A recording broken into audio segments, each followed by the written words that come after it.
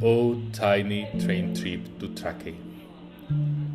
I feel you mumbling under my feet, and the intermittent electric posts passing through my window are the new time units of the parallel universe of this car, moving through a line of stories that are not mine and will last in my mind a bit more than a breath of air in my lungs.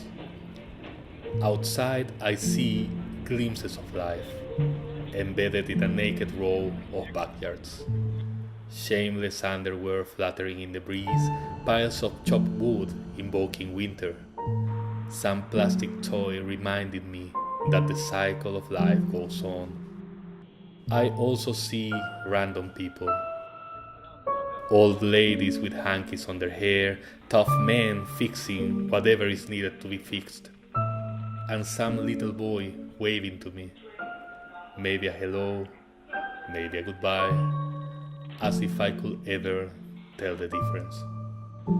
Quiet stations arrived to receive me in their solitude, shouted by ex-Soviet walls, painted with a subtle tone of pain and nostalgia, letting people in and out, people with families, people with things to do, people with small jobs, people that I will never know well, because I have to step down soon to have a laugh with my friends while walking around a castle that grew in the middle of a lake, like some medieval flower.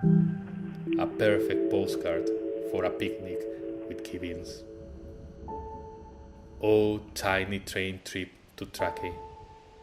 You embrace me like the sun on a Sunday morning.